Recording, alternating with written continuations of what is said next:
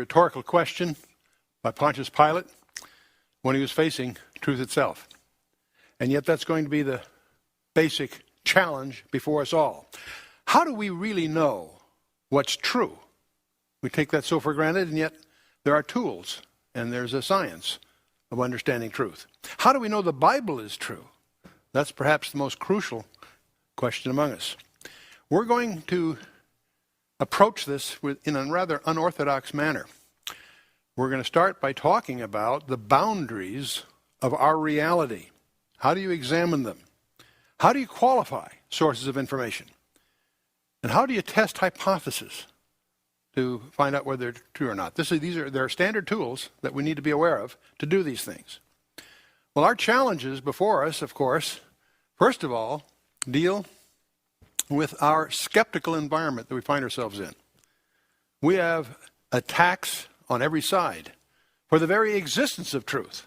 We live in a society that espouses value relativism. You have your truth, I have mine, which is utter nonsense in terms of denying the existence of absolute truth. And this, of course, is accompanied with attacks on the Bible itself, the fountain of truth for mankind, the very basis of our heritage. And, of course, attacks on the Lord himself.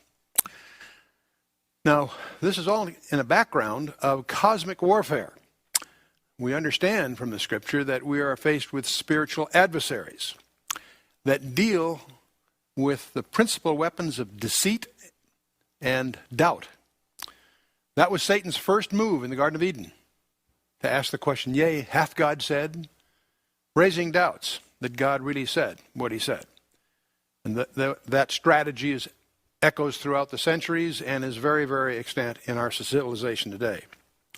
So how do we know the Bible is true? You know, there are testimonies from the past. There are scholastic evidences, manuscript evidence. We could go through all the different translations and authentications of the manuscripts. We can also deal with the testimony of contemporary eyewitnesses at the time. And this is the traditional approach to dealing with defending the Bible, its veracity, its truthfulness, and so forth.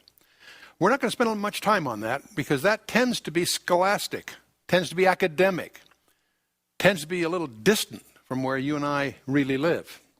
And so we're going to focus more intensely on testimony.